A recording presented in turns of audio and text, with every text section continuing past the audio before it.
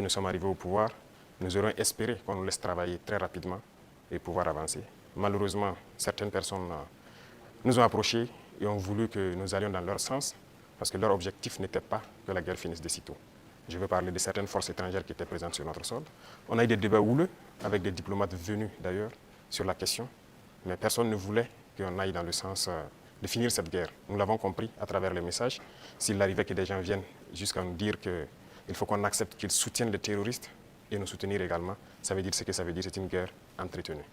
Donc nous avons très vite compris, on s'est débarrassé de toutes les forces qui étaient présentes ici, que ce soit les forces françaises, les forces américaines, et nous avons compris que la lutte sera âpre.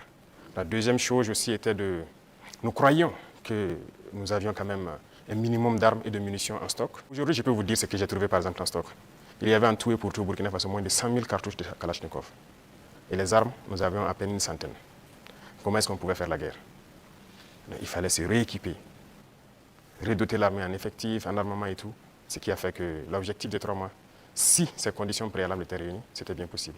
Mais il n'y avait rien. On n'était pas préparé à la guerre, tant sur le plan équipement que sur le plan effectif. Justement, Monsieur le Président, vous venez de le dire, hein, quand vous prenez le pouvoir, si on veut caricaturer, il y avait plus d'hommes que de munitions dans l'armée burkinabé. Et aujourd'hui, où en est-on avec le programme d'armement de cette armée-là?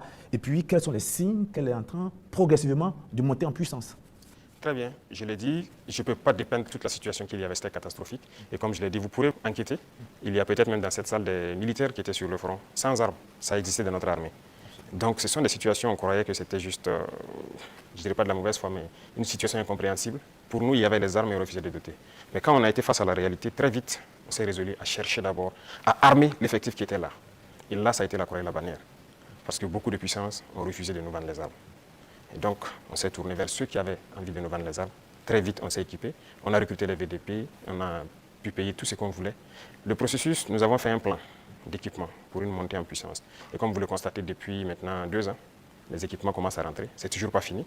Et ça continue de venir. Peut-être que dans quelques jours, vous verrez encore de nouveaux équipements qui seront présentés, qui sont principalement des équipements d'appui. Parce que d'abord, l'infanterie, il fallait l'équiper pour que chaque homme puisse avoir une arme en dotation. Ça, c'était un gros défi. Nous y sommes. On continue de recruter, comme vous le constatez. Chaque année, c'est entre 10 000 et 15 000 hommes qu'on recrute. Ça, c'est un effort considérable. Parce que, quoi qu'on dise, l'adversité est là. Et le volume de terroristes augmente. Parce que les impérialistes recrutent beaucoup de mercenaires qui viennent au Burkina Faso pour combattre. Donc, il faut qu'on s'adapte à la situation. Et maintenant, nous avons notre 3e phase, qui n'est plus d'acheter, mais de fabriquer nous-mêmes. Et nous sommes aussi là-dedans. Donc, c'est ça la montée en puissance. Il faut bien s'équiper, mais aussi créer une industrie de défense. Ça, c'est très important. Dans quelques mois, bien quelques années, on aura ici, nos militaires vont utiliser des armes mine in Burkina. Bien sûr. Nous avons la capacité intellectuelle. Il y a de la ressource. Il suffisait juste de chercher. Et voilà. Nous sommes là-dessus. Vous serez surpris sûrement. Alors, Monsieur le Président, cette guerre, est-ce que nous pouvons la gagner? Est-ce que nous allons la gagner?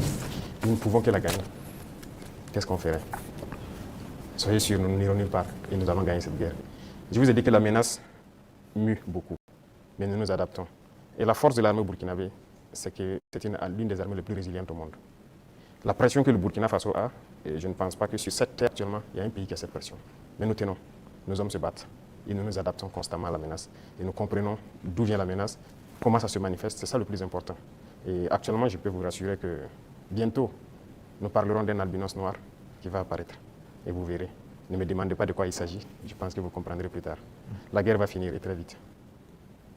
Monsieur le Président, justement, pour gagner cette guerre, vous venez de le dire, il faut des armes et il faut aussi des hommes, surtout des hommes déterminés. La détermination, vous le savez, c'est le game changer majeur. C'est ça qui fait la différence dans toute guerre. En ce moment, au moment où on parle, quel est exactement le moral de nos troupes sur le terrain? Vous avez très bien touché le cœur du problème, la ressource humaine. Les hommes déterminés. Il ne s'agit pas juste de payer de l'équipement, il faut des hommes déterminés. Et si vous remarquez, nous sommes en train de construire une armée de qualité. Et il n'est pas rare que souvent, lorsque nous jugeons qu'un chef d'élément ou bien une unité a failli à sa mission, qu'on les radie et qu'on les poursuive. C'est arrivé plusieurs fois et ça continuera comme ça. Si vous êtes engagé pour être militaire, vous devez accomplir la mission parce que la mission est sacrée pour nous. Et l'autre chose, c'est que malgré la pression, malgré les défis, les hommes continuent de se battre et ils sont très résilients. Si aujourd'hui vous attrapez un soldat burkinabé et le demandez est-ce que vous voulez que d'autres personnes viennent se battre à votre place ou viennent vous aider, ils vous diront jamais, ils préfèrent mourir. C'est à ce niveau que vous jugez leur morale. Ils sont prêts, toujours prêts, malgré la situation. Peu importe la bataille qu'on perdra, on va toujours maintenir le terrain. C'est ça qui est très important dans le mental des soldats. Donc le moral est au top. Les gens n'espéraient pas être à ce niveau d'équipement, ils y sont, donc ils se donnent à fond. Et moi, je ne peux que féliciter et remercier tous ceux qui se battent. C'est très important. Alors, Monsieur le Président, dans votre argumentaire, vous parlez d'une guerre qui prend différentes formes, qui mue. On se demande, on se pose toujours cette question 10 ans après, qui attaque le Burkina Faso? Ce n'est pas du terrorisme seulement. C'est une guerre pour s'accaparer de nos richesses et nous empêcher de nous développer. Je l'ai une fois développé lors d'un discours, je pense. Je disais que si nous, on arrive à exploiter convenablement notre sous-sol, à transformer ce que nous sommes en train d'exploiter ici, ce que nous produisons, il y aura un sous-emploi chez eux là-bas. C'est une bataille. Ils pillent nos richesses pour pouvoir survivre. Donc c'est une guerre d'indépendance. Il faut que nous menons cette guerre pour être totalement indépendants, décider de notre développement, de notre trajectoire. Donc c'est de ça qu'il s'agit actuellement. Monsieur le Président, vous venez de le dire, on parle de sécurité et de défense du Burkina Faso. Venons-en à votre sécurité personnelle. Vous venez de l'évoquer il y a un instant, la pression est énorme, elle est grande, le danger vient de partout. Monsieur le Président, rien qu'en 2025, il y a eu plusieurs tentatives de coup d'État qui ont été déjouées. Monsieur le Président, est-ce qu'il vous arrive parfois d'avoir peur? Merci, je pense que c'est la seule force que j'ai. Je n'ai pas peur. Parce que j'ai confiance en vous tous. Ça, c'est la première chose. Il faut avoir confiance au peuple. Parce que c'est le peuple qui nous a confié cette mission. Et j'ai confiance au peuple, qu'ils comprendront. Et voilà pourquoi on n'hésite pas aussi à être devant le peuple, pour leur expliquer la situation et leur dire ce qu'il y a. Et ça permet de garder une très bonne relation. Ça, c'est la première des choses. La deuxième chose, comme je l'ai dit, il y a une mentalité qu'il fallait développer au sein même de nos forces. Ça, c'est très important. Actuellement, cette mentalité-là, les gens comprennent pourquoi ils se battent. Vous prenez, il y a quelques années de cela, plusieurs officiers sur le terrain ne savent pas pourquoi ils se battent. Mais si nous savons pourquoi nous nous battons, qui nous avons en face et pourquoi il y a cette pression, les gens comprennent mieux. Et voilà pourquoi nous avons même créé tout de suite l'Institut, l'école supérieure militaire, pour que nous puissions former nous-mêmes nos militaires et les mettre ce que nous voulons dans la tête. Retenez une chose, si vous laissez vos forces être formées par d'autres puissances, ils les mettent dans leur tête ce qu'ils veulent. Ils les endoctrinent comme ils le veulent et c'est plus facile de les manipuler. Mais ici au Burkina actuellement, c'est ce qui fait mal d'ailleurs à beaucoup de puissances impérialistes. Ils n'arrivent pas à pénétrer notre armée. Tous ces bataillons qui ont été créés, tous ces hommes qui sont là, personne n'est venu d'ailleurs les former. Nous sommes bâtis sur notre expérience terrain et nous les avons formés. J'ai personnellement participé à des entraînements de certaines forces au tout début. Donc ça, c'est déjà une deuxième force. Et l'autre force est que si vous avez une mission, un objectif pour votre pays, vous ne devez pas avoir peur. Si vous avez peur, vous hésitez. Si vous hésitez, vous compromettez. Et une fois que la compromission est là, vous êtes foutu. Vous avez tout à l'heure énuméré un certain nombre d'éléments qui font que vous êtes rassurés. J'insiste parce qu'il y a l'histoire aussi. C'est l'histoire qui nous conduit. Ces forces impérialistes, elles sont réelles. En 1961, elles ont eu la peau de Patrice Lumumba en RDC. En 1972, elles ont eu la peau de Kwame Nkrumah d'une autre manière. Et puis en 1987, elles ont eu la peau de Thomas Sankara, toujours avec des ennemis internes et parfois avec la complicité de certains voisins. Vous savez ce qu'on dit, Monsieur le Président? Le premier devoir d'un révolutionnaire, c'est de rester en vie pour continuer le combat. Monsieur le Président, est-ce que vous pouvez rassurer toutes ces personnes, tous ces hommes, ces femmes d'ici et d'ailleurs qui commencent à espérer que vous allez rester en vie? Ils manipulent toujours de l'intérieur, nous sommes très bien conscients. Et aussi un devoir pour nous, c'est de participer à notre propre sécurité. Ce n'est pas aujourd'hui de dire que je suis chef d'État et voilà, je confie la sécurité juste à des gens. Non, tout le monde participe, moi-même je participe. C'est pourquoi j'ai dit, ce n'est pas juste une affaire de ceux qui sont à côté de moi, c'est une affaire de tout le peuple. Et la sécurité, ce n'est pas une affaire d'hommes de tenue et tout ce que vous pouvez imaginer. C'est tout un ensemble. C'est aussi des comportements, des manières de vivre. Il faut éviter beaucoup de choses que peut-être des erreurs ont été commises dans le passé. Et nous avons lu beaucoup sur tous ceux dont l'impérialisme a eu la peau et nous avons appris beaucoup de leçons. Voilà pourquoi on dit, on ne laissera pas les choses se répéter. On anticipera, quitte à ce que les gens interprètent comme ils veulent, on va anticiper. Mais parce que nous avons compris le message, l'espoir qu'il y a, on fera tout pour anticiper toujours les actions de l'impérialisme. Monsieur le Président, du regard de la journaliste que je suis, je me dis qu'il y a un encerclement des pays de l'AES. Quand je regarde un peu en Côte d'Ivoire, il y a un camp militaire à Odiéné, près du Mali et du Burkina. Le Sénégal installe des unités à la frontière avec le Mali, sans oublier également le Bénin qui fait frontière avec le Burkina Faso et le Niger. Est-ce que, Monsieur le Président, vous partagez ce point de vue? Est-ce que vous voyez les choses de cette manière? Je pense que quand vous décidez de faire la révolution, il faut vous apprêter à cette adversité. C'est une logique qu'ils nous encerclent. C'est logique qu'ils essaient de nous faire tomber. C'est logique. C'est comme je dis, c'est une bataille. Ils se battent pour leurs intérêts Et c'est à nous, si on a décidé de faire la révolution, de tout mettre en œuvre pour que cet encerclement soit vaincu. Vous voyez, l'Afrique, on a l'habitude de ne pas avoir d'abord une armée forte. Il n'y a pas d'État s'il n'y a pas d'armée forte. Mais bon, c'était le système. Comme je l'ai dit une fois aux couleurs, ils sont venus nous flatter. Non, il ne faut pas vous armer. Même dernièrement, je pense qu'il y a dans une interview un général américain qui l'a dit encore que nos pays n'ont pas besoin d'être militarisés. C'est leur conception. Nous sommes comme des enfants, c'est eux qui doivent venir s'asseoir, faire la sécurité pour nous. Et beaucoup de pays sont dans cette situation. Ils ne construisent pas d'armée.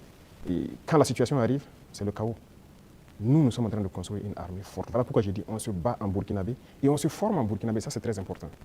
Avant, c'est quoi? Chaque fois, les forces étrangères, tout le monde vient pour former vos soldats. On vous prend comme des moins que rien. Aujourd'hui, beaucoup de forces étrangères cherchent à venir s'entraîner avec nous. Vous n'allez pas imaginer. Les plus grandes puissances cherchent à venir s'entraîner avec nos soldats. Mais ce n'est pas juste l'entraînement. Ils veulent apprendre comment on fait, comment on procède, qui nous entraîne. Mais personne aujourd'hui ne sait comment les birs sont formés, comment on les entraîne, comment on les équipe. Pourquoi nous, on croit que c'est les autres qui doivent venir nous former? Ils n'ont pas créé quelque chose. Ils ont réfléchi. Nous sommes dotés de cerveau.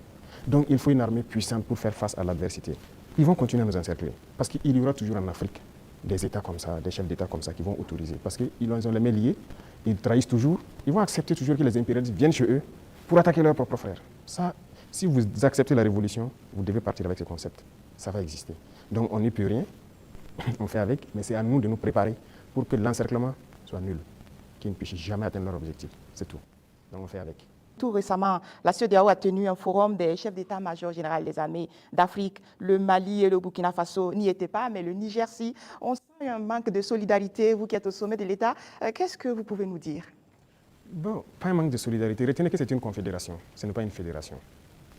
Sur certains aspects, on fait beaucoup de choses, en tout cas en tandem, mais dans la charte, il est dit que les pays peuvent décider des relations et de ce qu'ils peuvent faire.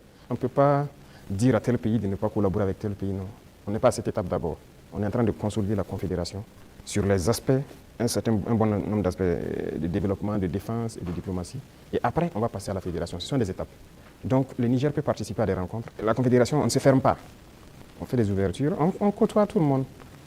Nous sommes très panafricanistes. On est vraiment ouverts à l'intégration à tout ce qu'il y a, mais avec des principes. D'accord. Comme il s'agit de défense et de sécurité, on vous laisse une dernière question. Merci Sagnon, mais la question que je vais poser, pardonnez-moi, ne fait pas partie de la défense ni de la sécurité, mais de vos relations avec nous, les médias. Monsieur le Président, est-ce que vous avez un problème particulier avec les médias, donc avec nous, les journalistes? Je dis cela parce qu'on a l'impression qu'il y a eu un malentendu. Je parle des médias nationaux, pas des médias internationaux, dont certains sont tombés dans la poubelle depuis un certain moment. C'est un fait. Et pas des médias nationaux. On a l'impression qu'il y a eu un malentendu au début, et il y a quelque chose, un brouillard comme ça qui est là. Comment vous analysez la situation, Monsieur le Président?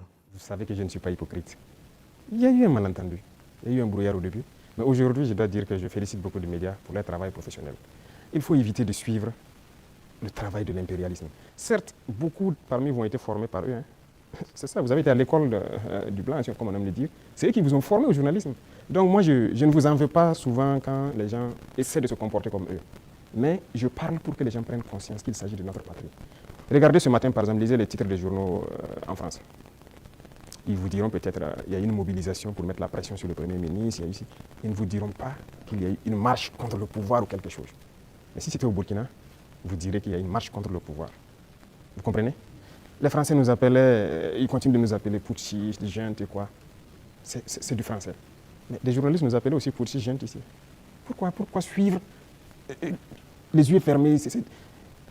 C'est de l'esclavage toujours. Moi, je veux qu'on quitte cela. Chaque État doit se battre pour ses intérêts. Les journalistes se battent pour leurs intérêts. Pourquoi nous, on ne doit pas se battre pour nos intérêts en Afrique? Donc c'est ça, ce n'est pas uniquement les journalistes. J'en viens à certains intellectuels qui sont sur les plateaux télé en Afrique aussi. Quand ils prennent la parole, vous posez des questions. Mais est-ce qu'il est africain? Ou bien, génétiquement, il n'est pas là, quoi. Il n'est pas avec nous. C'est une réalité. Un retard. Oui, il faut se décoloniser les mentalités, les manières de faire.